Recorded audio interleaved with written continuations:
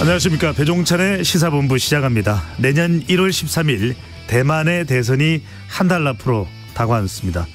여당인 민진당의 라이칭더 후보와 제1야당 국민당의 허우유이 후보가 초박빙 대결을 펼치고 있는데요. 중국과 미국의 입김이 커지면서 사실상 미중 대리전이라는 평가가 나오고 있습니다. 오늘 세계는에서 관전 포인트 자세하게 짚어보겠습니다. 샌프란시스코 자이언츠와 6년 동안 약 1,484억 원, 이정우 선수가 메이저리그로 진출하는 한국 선수 중 최대 규모 계약을 맺을 것으로 전해지고 있습니다. 또 손흥민 선수가 뛰고 있는 토트넘은 장기 재계약을 준비하며 은퇴할 때까지 토트넘에 남아주길 바라는 모습인데요. 스포츠본부에서 정현호 PD와 자세한 이야기 나눠보겠습니다. 12월 15일 금요일 배종찬의 시사본부 지금 출발합니다. 1부 마지막에 듣는 노래 디저트송 신청도 기다립니다. 오늘 듣고 싶은 노래 있으시면 문자 샵 9730으로 자유롭게 보내주시고요. 짧은 문자 50원, 긴 문자는 100원입니다. 선정되신 분께는 간식 쿠폰 보내드리니까요. 많은 참여 부탁드립니다. KBS 1라디오의 모든 프로그램은 유튜브에서도 함께할 수 있습니다. 구독, 좋아요, 댓글 많이 부탁드립니다.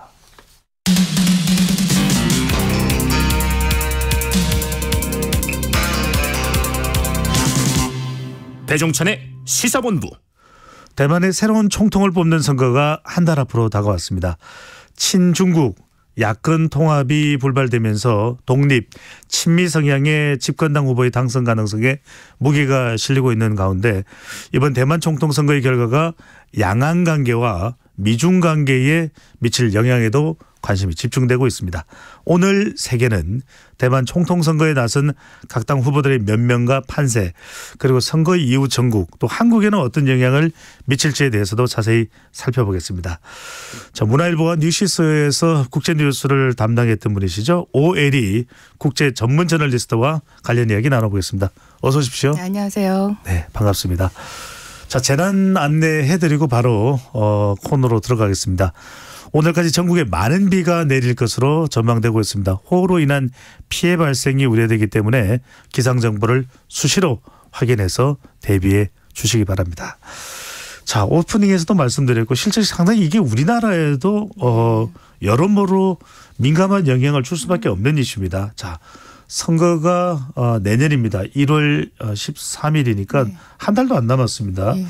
그리고 첫 선거인데다가 내년 11월에는 미국 네. 대통령 선거도 있습니다. 네. 그래서 러시아도 푸틴의 장기 집권 네. 이야기도 네. 나오고 시진핑 중국 주석과 관련된 내년의 집권 리더십도 어떻게 될지에 대한 평가도 나오는데 자, 현재 판세 어떻습니까? 대만 선거입니다. 예, 내년에 말씀하신 대로 굉장히 중요한 국제사회에서 곳곳에서 중요한 선거들이 있는데 첫 스타트를 끊는 게 이 대만 총통 선거인 것 같습니다. 네. 그 앞에서도 말씀하셨지만 친미 독립 성향인 집권 민주진보당, 흔히 민진당이라고 하죠. 민진당의 라이칭더 후보하고 친중 성향의 제1야당 국민당의 허우유이 후보가 양강 구도를 이루고 있습니다. 여기에 제3위 후보로 중도 성향의 민중당의 커원주 후보가 출마해 있죠. 가장 최근 여론조사를 보면은 민진당의 라이칭더 후보하고 국민당의 허우유이 후보 각각 한 35%와 32%의 지지율을 차지하는 것으로 나타났습니다. 1, 2위죠. 네. 그런데 문제는 이 격차가 굉장히 좁습니다. 이 뭐 한 몇 퍼센트 포인트가 안 되는. 예. 그런데 다 이제 오차 범위 내에 있기 때문에 사실 초박빙이라고 할 수 있죠. 이달 초에 만 하더라도 두 양쪽 당의 그 후보 간의 격차가 한 9%포인트 정도쯤 됐어요. 그런데 지금 2%포인트로 줄어들었다 하는 거는 두 당의 이제 지지율이 굉장히 좁아지고 있다. 네. 이런 걸 보여줍니다. 뭐 다른 여론조사에서도 다 비슷하게 나타나 있습니다. 그래서 이런 박빙 양상은 아니면 막판까지 계속될 것으로 보여집니다. 그렇군요. 우리 청취자분들의 이해를 위해서 대만의 지금 집권 여당은 민진당이죠. 네. 민진당은 미국과 가깝습니다. 네, 좀 그렇습니다. 중국으로부터 이제 독립을 유지하려고 하는 것이고 과거에는 여당이기도 했던 바로 국민당. 국민당은 좀 중국과 가까운 네. 하나의 나라다. 네. 이렇게 이제 접근되고 있는데 자, 한때는 이 판세 자체가 야권이 좀 유리한 듯 보였습니다. 왜냐하면 네. 야당인 국민당과 말씀하셨던 그 민중당 제3 후보가 후보 단일화에 합의하기도 했는데 결국 야당의 분열이 표심을 가르는 요인이 됐다. 단일화가 뭐 잘 안 된 겁니까? 아니면 뭔가 힘이 잘 안 합쳐지는 겁니까? 이유가 뭡니까? 뭐 둘 다라고 할 수도 있겠죠. 지난 11월 중순이었습니다. 이 친중 성향의 국민당과 중도 성향의 민중당이 후보 단일화를 하자 이렇게 합의를 했습니다. 네.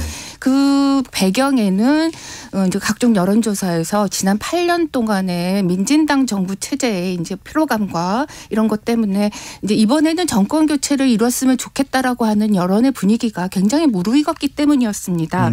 그런데 이제 이거를 후보 단일화의 협상 과정이 쉽게 되지 않았습니다. 그 핵심적인 이유는 이제 두 양쪽의 주요 후보들의 여론조사에서 여기도 또 역시 박빙이었습니다. 그래서 이 오차 범위를 네. 어느 정도로 반영해서 그럼 단일화를 할 것인가라고 하는 협의가 잘 안 됐던 거죠. 2002년 때 노무현 정몽준 단일화 때가 떠오르네요. 예, 그렇습니다. 그래서 결국은 이견을 못 좁히고 양쪽 당의 그 후보가 각각 다 후보 등록을 해버렸습니다. 뭐 이런 상황은 사실 그 대만에서도 지난 2000년에도 좀 비슷했어요. 그 민진당의 이제 천수희변 후보가 결국에는 이제 당선이 됐는데 지금 총통입니다. 지금은 차이잉 바뀌었죠. 의원이죠. 차이잉 의원이죠. 예, 민진당이 천수희변 승리를 했는데 그때 사상 최초로 대면이 평화적인 정권 교체를 했습니다. 그런데 당시에도 국민당 진영의 렌잔 후보하고 또 무소속의 숭추이 후보가 이렇게 단일화를 해야 되는데 단일화를 못하고 되게 분열됐었어요. 그래서 그 어부지리로 결국에는 이제 민주당의 천수희변이 가져가서 천수희변 쪽으로 몰표가 쏠렸죠. 그 뒤에 이제 차이잉원이 또 그렇죠. 이어받았던 그렇죠. 것이고요. 여성입니다. 자, 이번 선거에 그래서 키맨은 이제 민중당이다. 키 정당이 이제 민중당이다 하는데 이게 양상이 앞으로 어떻게 될까요? 민중당이 어디 쪽에 힘이 실리느냐 어쩌느냐 이것도 궁금한데요. 예, 아마 남아있는 약 이제 한 달이 채 안 되는 일정 중에서 가장 중요한 게 바로 이 커 후보가 어떤 행보를 보이고 어떤 결정을 할 것인가가 가장 중요한 것 같습니다. 그거에 따라서 이제 결과가 갈라지겠죠. 이 사람의 이 커 후보의 지지율은 이번 달 초까지만 해도 꽤 높은 편이었는데 사실 이제 한 달 이내로 이제 이 스케줄이 안으로 들어오면서 점점 지지율이 떨어지고 있습니다. 가장 최근의 지지율 조사에서는 17%였는데 그 이전에 그거보다 좀 높았거든요. 그래서 이제 약간 좀 지지율이 하락하고 있는 상황에서 그래서 이제 결국에는 막판에 가면은 이제 사퇴를 선언을 하고 자기의 지지자들의 표를 어느 쪽으로 몰아줄 것인가가 지금 가장 큰 뭐 관심사이고 관전 포인트인 것 같습니다. 네. 만약에 사퇴한다면은 사실 그 민진당과 국민당으로 표가 분산이 되겠죠. 그렇지만 이미 이제 국민당하고 후보 단일화 단일화를 논의를 했었으니까 아무래도 이제 국민당 쪽의 표로 더 많이 쏠리지 않겠느냐라는 게 지금의 이제 대체적인 분석인 것 같습니다. 앞서서도 말씀드렸지만 이번에는 이제 국민들이 이번에는 좀 정권 교체를 이루자 이런 좀 열망이 많기 때문에 뭐 국민당 쪽으로 그 표가 뭐 쏠릴 가능성이 있는데 또 그렇게 또 쉽지만은 않습니다. 그 안에 이제 또 뜯어보면 그게 단순하지가 않거든요. 이 커 후보는 의사 출신의 그 타이베이 시장을 영임했습니다. 뭐 실현과 균형 외교를 중시하고 있고요. 또 이념 대결보다는 현실적인 문제를 더 이제 해결하는 데 중점을 두자 이런 사람입니다. 이 특히 이제 언행을 보면은 굉장히 직설적입니다. 그리고 그 양대 정당인 이 국민당과 민진당이 해온 여러 가지 실정 같은 것들을 굉장히 이번 선거기 유세 기간 동안에 신랄하게 비판을 해서 20대하고 30대 그 지지층이 아주 두텁습니다.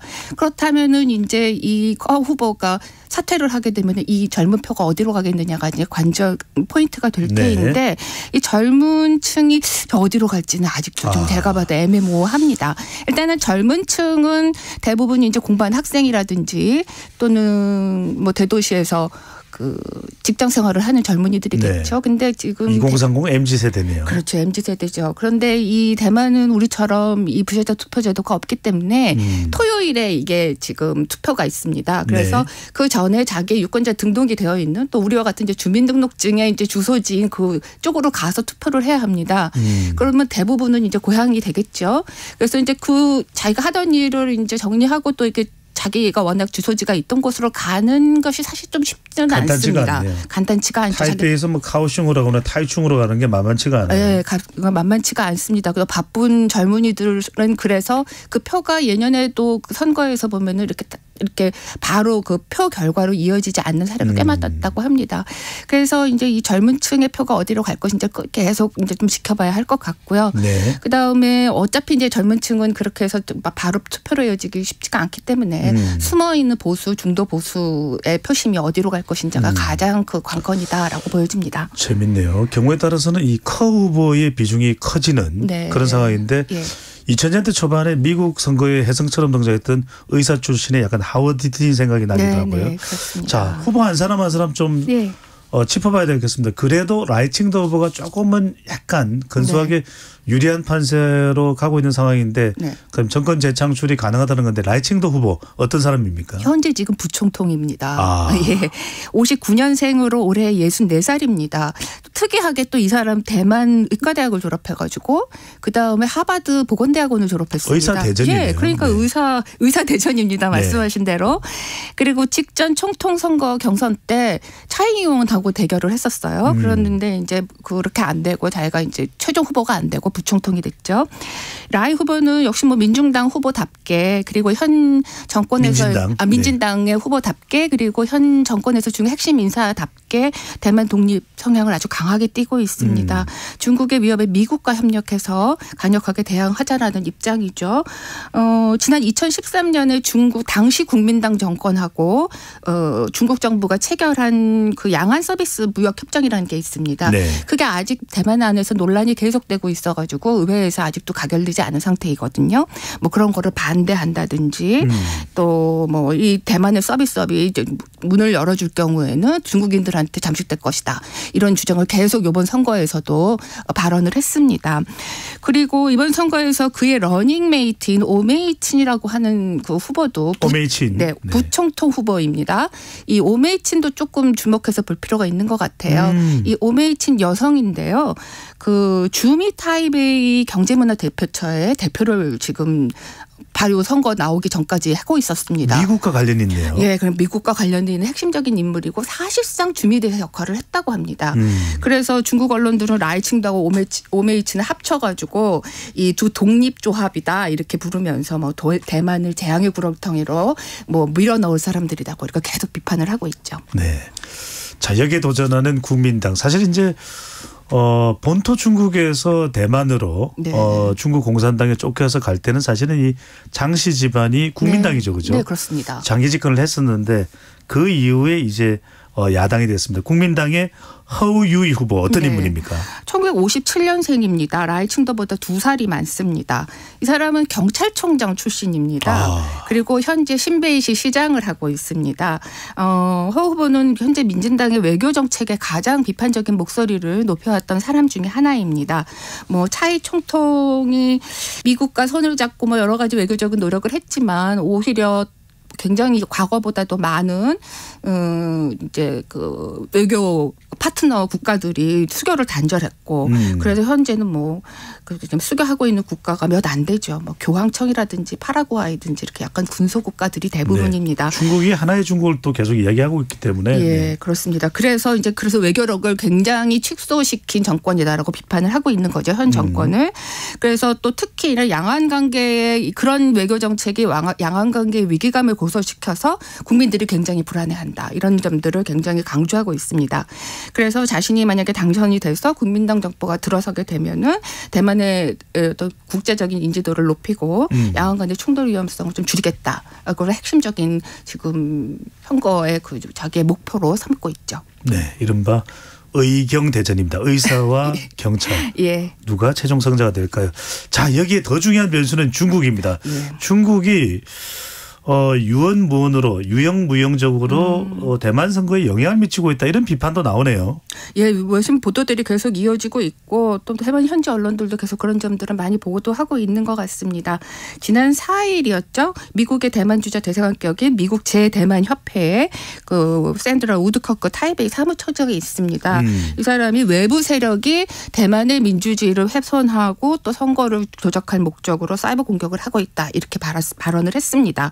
뭐 당연히 중국을 겨냥한 발언이죠. 중국은 뭐 이를 부인하고 오히려 개입하고 있는 거는 미국이다. 이렇게 화살을 돌렸습니다. 또 그런가 하면은 일본 언론 그 지난 13일에 산케이 신문, 일본 산케이 신문의 보도였습니다. 중국 정부가 대만의 총통 선거와 관련된 회의를 최근에 했는데 이 회의를 주재한 사람이 왕훈이 지금 정치권 상무위원, 굉장히 높은 사람이죠. 상무위원이자 지금 전국인민정치협상회의, 정협이라고 부르죠. 정협의 주석이 이 회의를 주재했다는 겁니다. 네. 그러면서 뭐 여러 가지 논의들을 이 대만 선거 관련해서 논의를 했는데 직접적으로 개입하지 말고 우회적으로 하고 뭐 분산적으로 하라 뭐 이런 것들을 발언을 했고 그런 지시를 내렸다 이런 걸 산케이 신문이 보도를 했습니다. 네. 또 뭐 최근에는 그 대만의 친중 인사들이 뭐 주선을 해가지고 대만의 뭐 각 뭐 시군 이런 데 있는 이장들을 또 모아가지고 아주 저가로 중국에 여행을 시켰대요. 그거를 후원한 게 사실 중국 정부다 이런 뭐 보도도 있어서 그런 그 우회적인 방식으로 선거에서 친중 세력을 좀 규합하려는 이런 목표를 가지고 중국이 움직이고 있는 것은 분명한 것 같습니다. 네. 사실 오프닝에도 말씀드렸고 오늘 이 대만 선거를 짚어보는 가장 큰 이유는 바로 미중 대리전이다. 네. 그래서 결과가 어떻게 되느냐에 따라서 그대로 민진당 정권이 유지되느냐 아니면은 중국과 가까운 국민당으로 정권이 넘어가느냐에 따라서 어떻게 될까요? 저는 이것도 궁금하고 시간이 조금 있으니까 덧붙여서 한국에는 어떤 영향을 줄까요? 예, 뭐 말씀하신 대로 그 미국의 바이든 행정부와 의회는 굉장히 이 지금 민진당과 이렇게 손을 잡고 여러 가지 뭐 행보들을 해왔습니다. 지난해 사원 외교위원회에서 대만을 향후 4년 동안 무려 45억 달러, 우리 돈으로 6조가 넘는 돈입니다.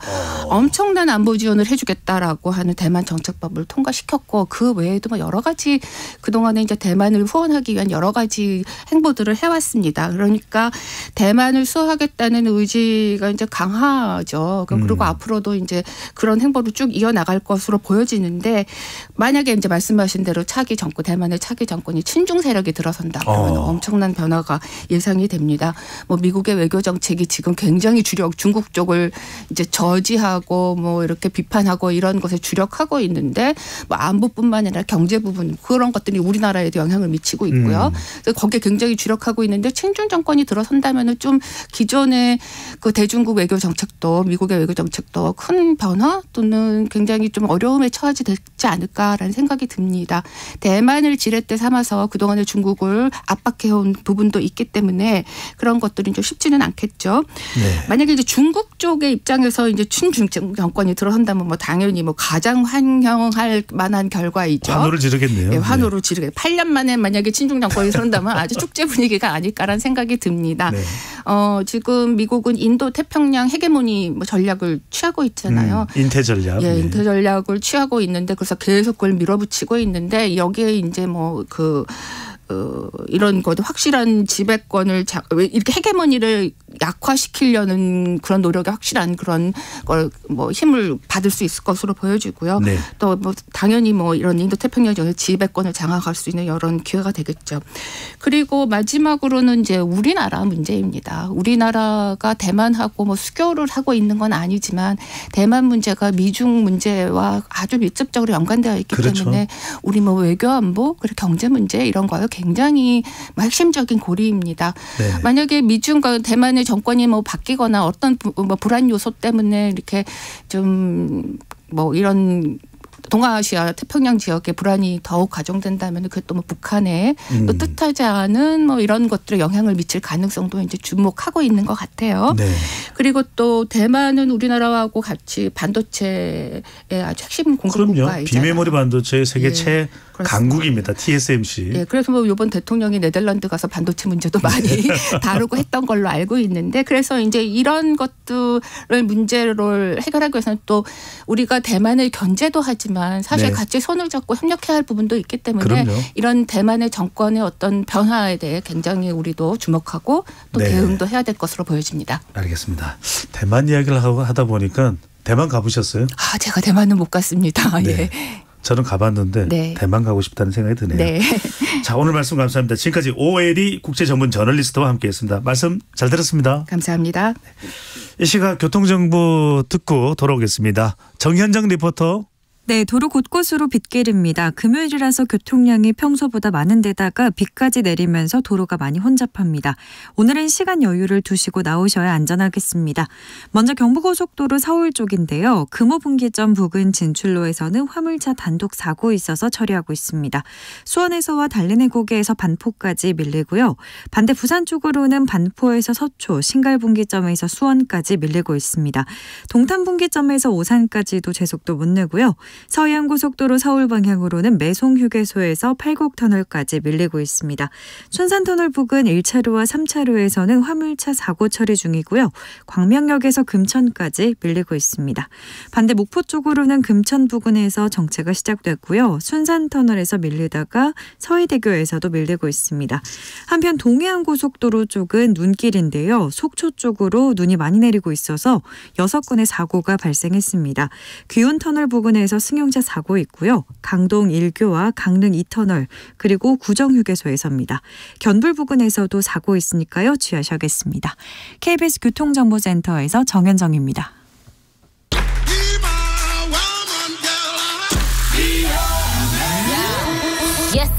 인터넷에서 화제가 된 뉴스를 다뤄보는 스트릿 뉴스 파이터 시간입니다. 조현정 시사평론가와 함께합니다. 어서 오십시오. 네, 안녕하세요. 네. 주말에 추워진다니까 정말 좀 추위 대비 좀 잘 하셔야 될 것 같아요. 그죠? 네, 길도 미끄럽고요. 조심하세요. 네, 좋습니다. 비도 오고 계속해서 KBS 재난 방송에 귀 기울여 주시면 좋겠습니다. 자, 첫 번째 주제입니다. 저출산의 그늘 여러 차례 말씀을 드렸습니다. 아주 심각합니다. 자, 군대까지 문제가 파급이 미치고 있습니다. 군 당국도 병역 자원 감소로 고민을 하고 있는데요. 급기야 현역 판정 기준을 완화하려고 한다는 소식까지 나오고 있습니다. 체중 기준도 축소가 된다고요. 네, 이 국방부가 병역 판정 신체 검사 등 검사 규칙 개정안을 입법 예고했습니다. 네. 이거는 국무회의를 또 거치는 과정이 필요하긴 하지만 그러네요. 살 좀 쪄도 이제 군대 가야 된다. 이렇게 기준이 나올 가능성이 높아 보이네요. 네, 이게 그 기준은 체질량 지수, 그 BMI 있죠. 우리가 그 기구로 딱 쟀을 때 나오는 그 BMI 지수로 하는 건데 통상 BMI가 18.4 이하가 저체중이고 35 이상으로 나오면 고도 비만이고 40 이상이 초고도 비만으로 나오는 거거든요. 그런데 이번 개정안 내용이 그 현역 기준을 하하는 현행 16이었던 걸 15까지 낮추고 네. 상하는 35였던 걸 40으로 올린다. 그러니까 이걸 쉽게 말씀드리면 지금 고도 비만으로 분류되는 사람들은 다 현역으로 포함이 되는 거고 네. 초고도부터 4급 판정이다. 이렇게 되는 겁니다. 그러면 계략적으로 좀 보면 174cm 기준으로 보면 106kg 이상이면 4급 판정을 지금까지는 받았는데 지금은 121kg까지가 현역 판정을 받게 되는 겁니다. 네. 이렇게 좀 들으시면 조금 더 이해가 쉬우실 것 같고요. 이 밖에 또 편평족, 그 평발에 대한 기준도 그 골 각도 기준이 또 따로 있는데 네. 그것도 완화를 하고 난시도 골절률 차이를 조정하기로 했다는 소식입니다. 네. 저는 평발에다가 시력도 안 좋은데 현역으로 갔다 왔어요. 다녀오셨나요? 네. 국방부의 의견은 그렇습니다. 이 과체중이나 저체중 인원이 군복무를 하는데 지장이 없다는 걸 확인을 했다. 네. 정상적으로 병역 의무를 수행하는데 문제가 없다는 측면에서 결론을 내린 것이다. 라고 설명을 했고요. 그 사실 실제로 그 병무청 통계에서도 병역 기피 유형 1위가 고의적인 체중을 그 증감량 찌웠다 뺐다 하는 게 고의적인 그 유형 1위였다고는 합니다. 어쨌든 간 이제 중요한 건 이렇게 급격한 병역 자원 감소 때문에 계속 좀 우려가 나오고 있잖아요. 네. 현역 기준까지 달라지고 있는 상황이다. 그리고 지금 정치권 이슈에서도 이런 얘기가 나오고 있는데 여성 징병이라든가 대체복무 이런 다양한 논의에도 관심이 커질 것으로 보입니다. 누리꾼들은 의견이 다양한데요. 고도 비만도 가는데 여자는 왜 안 가냐. 여성 복무에 대한 의견이 있었고요. 살찌워서 군대 안 가는 꼼수 많이 보였는데 이참에 가서 살 빼고 나오면 된다. 건강해진다. 이런 의견도 있고요. 청취자분들 또 시청자분들 유튜브로 보시는 분들의 오해를 풀기 위해서 배종찬 소장은 비만이라서 현역이 아닐 것 같다고 생각하시는데 네. 그러신가요 지금 의견들이? 네. 군대 갈 때는 날씬했어요. 네. 그때 네. 이렇지 않았다라는 거. 네. 다시 한번 가셔도. 네. 네, 두 번째 주제입니다. 싸이는 아니니까요. 네. 자, 음대 입시 비리 의혹이 점점 커지고 있습니다. 연세대 숙명여대에 이어서 서울대에서도 현직 교수가 입건됐습니다. 학생들 사이에서는 공공연한 비밀이라고 할 정도로 만연대에 있는 관행이라는 말도 나옵니다. 예술 계열이 특히 이런 게 많다 이런 지적도 나오는데요. 네, 뭐 암암리에 다들 그랬다라는 분위기인 거죠. 터질 게 터졌다라는 반응인데 이번 사태 핵심은 그 현직 교수의 불법 과외인 겁니다. 뭐 우리가 상식적으로 생각을 해봐도 그렇고 현행법상 대학 교수 과외 교습은 불법이고 그 교수가 그 과외생을 직접 심사하는 건 당연히 또 말이 안 되죠. 이게 문제가 되는데 그러니까 뭐 얘기가 나오는 게 스포츠로 치면 심판이 선수로도 뛰는 불공정 행위다. 이런 표현도 나오더라고요. 근데 이 대학 교수가 하면 더 비쌀 거 아니에요. 그 프리미엄이 붙으니까. 고액일 가능성이 높겠네요. 30분에 30만 원이라는 겁니다. 그리고 뭐 입시 컨설팅 할 때는 그 명목으로 1,000만 원씩도 받고 또 레슨 들으면 거기서 돈 내고 끝나는 게 아니라 학부모들끼리는 뭐 답례의 의미로 돈을 모아서 명품 시계, 외제 차까지도 선물을 했다는 네. 예, 소문이 돌고 있다라고. 이게 뭐 모든 경우는 아닙니다만 네. 그런 사례가 있다라는 것을 말씀드리는 겁니다. 네. 네, 이 뭐 현직 교수가 과외 교습하면 안 되지만 이런 게 예체능계에서는 특히 더 안 되는 게 뭐 실기 시험을 본다고 쳤을 때 일부 대학이 뭐 블라인드 처리를 하긴 합니다. 가림막을 치고 그 학생 얼굴을 안 보려고. 그런데 예능계에선 특히 예술에선 이게 유명무실한 거죠. 왜냐하면 목소리가 지문이라는 거예요. 그 가르친 학생의 음색, 뭐 특성, 습관, 조 이런 것들을 모를 수가 없다.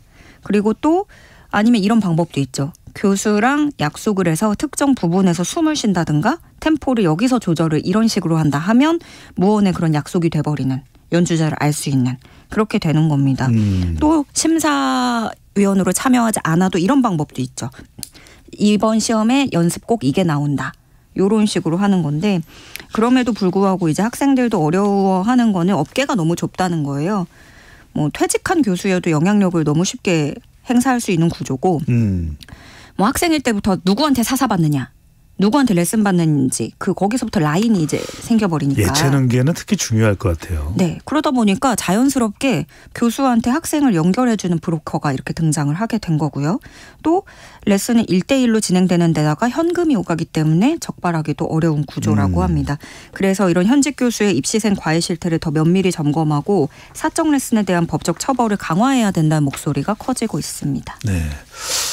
참 특히 다른 분야보다도 예체능계가 더 중요하겠죠. 이게 어떤 금전적인 또 형평성 문제가 발생해서 누군가의 재능은 살릴 수 없다. 가려진다. 절대로 그런 일이 있어서는 안 되지 않을까라는 생각을 합니다. 자, 다음 주제입니다. 몇몇 여성 전용 온라인 커뮤니티를 중심으로 주부 비하 논쟁이 벌어지고 있습니다. 가정주부만큼 사실은 중요한 역할을 하는 일도 없는데요. 남편의 점심 도시락을 싸주는 여성들이 시종이라는 주장이 시종. 네. 뭔가 좀 우리로 치면 비하는 발언의 느낌처럼 또 뜻처럼 들리는데 네. 이런 주장이 또 확산되고 있네요. 그러니까 이걸로 이제 갑론을박이 나오고 논쟁이 벌어지고 있는 건데 이게 어떻게 시작이 된 거냐면 그 주부 유튜버들이 있어요. 요즘에 어떤 여러 가지 뭐 도시락 싸는 뭐 모습이나 아이들 밥 챙겨주고 이런 살림하는 것들을 많이 올리는 사람들인데 요 주부 유튜버들이 남편 도시락 싸주면 그렇게 노예 행동을 하고 가부장제 체제 선전에 앞장선다라는 그런 시각의 비난들이 이어지고 있는 겁니다. 이 시작은 이 독자 A씨가 인터넷 신문에 기고를 한 글로 시작이 됐는데요. 현모양처 참된 여성이라는 말이 칭찬 댓글로 달릴 때마다 여성의 요리가 바깥일하는 남편을 보조하는 역할로 고정이 된다.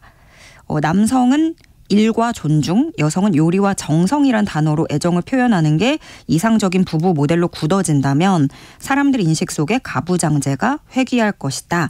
이렇게 얘기를 했습니다. 그러니까 이게 또 뭐 신문들 나오는 것처럼 헤드라인만 따서 이렇게 하면 너무 자극적일 수 있어서 요 내용을 좀 전반적으로 들여다볼 필요는 있는 것 같아요. 그러면서도 우리가 뭐 전업주부의 노동력이라든가 이런 걸 절대 폄하할 수는 없는 거고 그렇지만 이 글쓴이의 주장은 이런 것들을 보여주는 행위 그리고 과시하는 행위가 결국에는 가부장제를 더 확고하게 공고하게 만들 것이다. 이런 얘기인 거죠. 특히나 맞벌이 여성의 경우 똑같이 노동력을 밖에서 투입하고 오는데 여성이 더 도시락을 싸주는 행위에 대해서 더 이렇게 부각이 된다면 사회적으로 좋지 않을 것이다. 뭐 이런 주장을 한 건데 저는 여기서 조금 이 관점을 본 게 요즘 시대가 시대인 만큼 SNS나 이제 자신의 일상을 되게 공유를 하잖아요. 그러면 이게 단지 이게 남편 도시락 요 얘기뿐만이 아니라 내가 어디까지 어느 선까지 전시를 할 수 있는지 요 부분이 이제는 좀 생각을 해야 되는 것 같긴 해요. 가령 저는 뭐 제 지인의 영향을 받긴 했지만 고기 사진을 조금 덜 올리려고 한다. 뭐 라든가. 예. 뭐 제가 채식까지는 못하지만 조금 덜 보여준다. 이런 거 있잖아요. 그런 선. 그런 것도 이제 SNS가 워낙에 활발한 시대이다 보니까 예전에는 생각하지 못했던 부분들을 우리가 좀 더 네. 네. 알겠습니다. 할 말을 잃으셨나요? 그게 아니라 저는 네. 뭐 너무나 저한테는 당연한 생각인데 이 세상에서 저는 가장 중요한 직업이 최고의 직업이 저는 가정주부고요. 그들이 존중받아야 되고 우리 모든 사람들은 가정주부 앞에 고개 숙여야 되지 않냐 이런 생각을 합니다. 네, 먼저 알겠습니다. 들어가서 고개를 숙이십시오. 네. 네, 오늘 말씀은 여기까지 듣겠습니다. 지금까지 조현정 시사평론가와 함께했습니다. 잘 들었습니다. 네, 고맙습니다.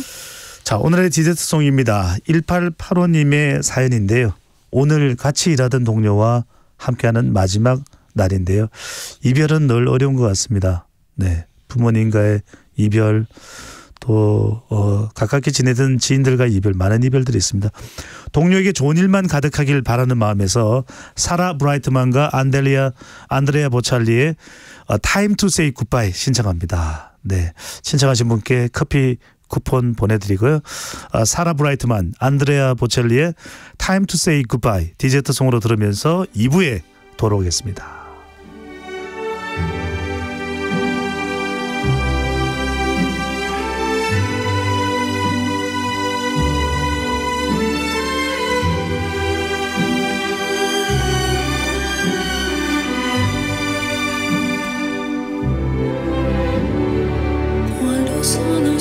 Sogno l'orizzonte, mancano le parole. Sì, lo so che non c'è luce in una stanza quando manca il sole. Se non ci sei tu con me su le finestre, mostra tutto il mio cuore che è acceso. Chiudi dentro me la luce che ha incontrato per strada. Time to say goodbye. Paesi che non ho mai venuto e vissuto con te. Adesso sì li vivrò con te. Partirò sulla vita per mari che io lo so non esistono più. It's time to say goodbye. Quando sei lontana sogno all'orizzonte e manca le parole.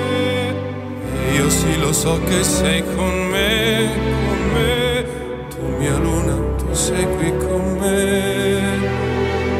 Mio sole, tu sei qui con me, con me, con me, con me.